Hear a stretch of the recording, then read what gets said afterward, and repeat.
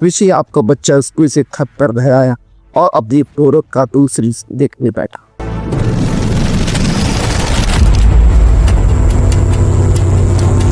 छोटा भीम मोटू पतली या कोई और।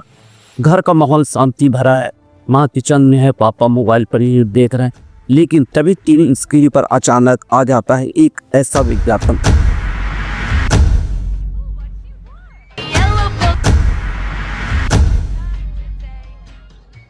जिसमें दिखाया जाता है कि एक आदमी पक्ष लगाकर और तर्जरे बैठना उसकी तरफ कौर पड़ता, लेकिन मुझबा कैमरे की तरफ देख कर बोलती है उसका टच अब आपके पप्पू को भी। ये सब एक सेकंड में होता है और ये बच्चा अभी तक अपने सुपर हीरो को देखकर मुस्कुरा रहा है। अब तक एक ऐसे दृश्य को देख रहा था जिसे समझो तो इसकी उम्र नहीं, लेकिन उसका दिमाग सब कुछ चुपचाप रिकॉर्ड कर रहा है। आजकल के टीवी ऐसे से टूथपेस्ट, साबुन या मोबाइल चार्जर के सीधे विचार भी बेच दो। सोच का एक ऐसा पैटर्न बना जो ना इधर बड़ों पर असर करता है बल्कि छोटे बच्चों के दिमाग में भी धीरे धीरे जगह बना देता है। और वहीं पर सवाल खड़ा होता है, क्या ये सिर्फ एक मार्केटिंग टेक है या एक गंभीर सामाजिक व्यवस्था जो हमारे बच्चों को भविष्य को चुपचाप नुकसान पहुंचा रही।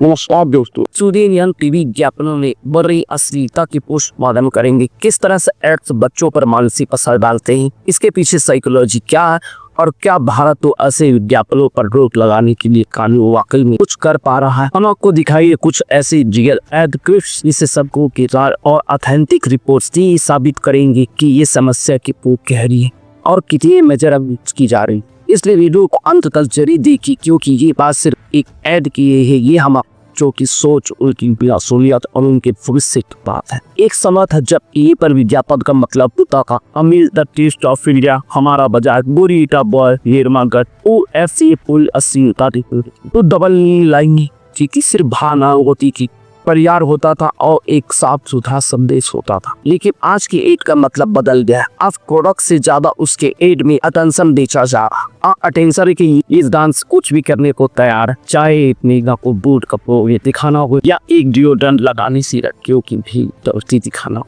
ASC एक एडवर्टाइजमेंट स्टैंडर्ड काउंसिल इंडिया की रिपोर्ट के मुताबिक 2023 को दर्ज हुए उन 7,000 विज्ञापन दिखाए तो इससे करीब 24% ऐसे विज्ञापन थे जो अनफिट फॉर चिल्ड्रन माने गए और इनमें सबसे ज्यादा शिकायतें ज्यूबल, इनर फेयरनेस क्रीम और परफ्यूम कैटेगरी से थी। ये विज्ञापनों का प्राइमरी टारगेट भले ही युवा, लेकिन ये एक सभी प्राइम टाइम पर दिखाए जाते हैं या पूरा परिवार सभी लोग बच्चे टीवी के सामने बैठते वो फीता कोई कैटेगरी किराना देखिए।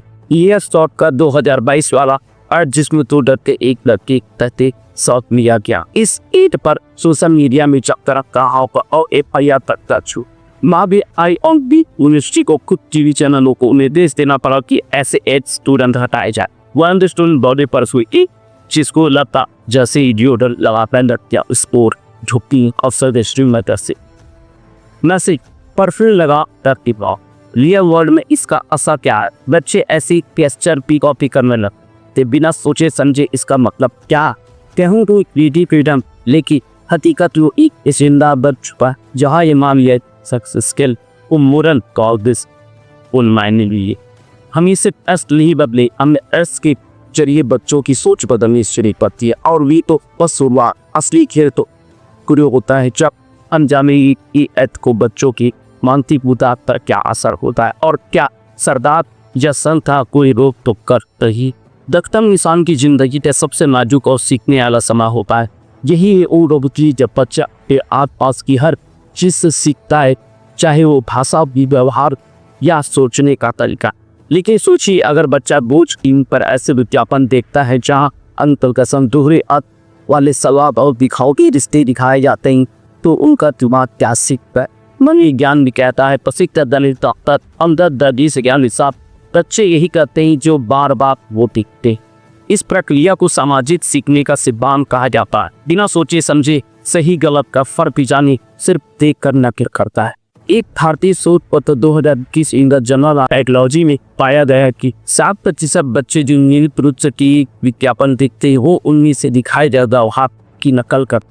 उदाहरण के लिए एक बच्चा क्लासरूम में कहता है 100 क्रिया और बाकी बच्चे हंसते हैं, लेकिन वो समझ नहीं पा रहे हैं कि इसका क्या मतलब। अब आप सोचिए उसका बच्चों पर क्या असर होता है। समय से पहले भावनाओं का विकास जो उन चीज़ों को सामान्य न रखते जो उनकी उम्र के लिए बिल्कुल भी उपयोगी दिखाए कि प्रस्तुति फूल कपड़े पहनना, अजीब सारे करना या हम खींचने के लिए अभिनय करना, ये सब उनके व्यवहार में आता है। ये आधारित सोच ऐसे ज्ञापन लड़की उसे सुंदरता का प्रतीक और लड़कों को आक्रामक दिखाते ही इससे बच्चा एक रूस के संबंधों का लगता इसे समझता है। क्या हम वाकई चाहते ही कि 7 साल का बच्चा ये माने कि अगर वह क्यों नहीं लड़ाए तो लड़कियां उसको आपस से, या एक छोटी बच्ची यह सोचने वाली कि सुंदर दिखने की फिसल पहचान। उदाहरण के लिए एक बच्ची शीशे में खुद को देखकर पूछती है मैं क्या न गोरी हूँ, तो कि उससे ऐसा किसी सेली स्प्रिंग की एड पे देखा था। चौंकाने वाले आंकड़े ये उसे 2019 की रिपोर्ट के अनुसार मीडिया में दिखाई गई चीजों का बच्चों के आत्मविश्वास, गुस्से और पहचान पर गहरा असर पड़ता है। राष्ट्रीय मानसिक स्वास्थ्य संस्थान की रिपोर्ट 2022 के अनुसार बच्चों में डबल मीनिंग कंटेंट देखने की सामाजिक चिंता, भ्रम और व्यवहार संबंधी समस्याएं बढ़ रही। मतलब अब बात सिर्फ 30 सेकंड के विज्ञापन की नहीं, अब सवाल है हमारे बच्चों के मानसिक विकास और वो के विश्व का। और सबसे महत्वपूर्ण बात, बच्चा यह तय नहीं कर सकता कि उसे क्या देखना चाहिए और क्या नहीं। यह जिम्मेदारी हम पर है, माता पिता, स्कूल और सरकार पर। सोचिए आपके बच्चे को जब टीवी पर कोई असली या भ्रामक विज्ञापन दिखता है तो वो उस पर क्या सोचता है? क्या वो सवाल पूछता है? क्या आप जवाब देते? एक शोध के अनुसार जिन बच्चों के माता पिता उनके साथ मिलकर विज्ञापन देते और उस पर चर्चा करते, उन बच्चों में आलोचनात्मक सोच, क्रिटिकल थिंकिंग विकसित होती।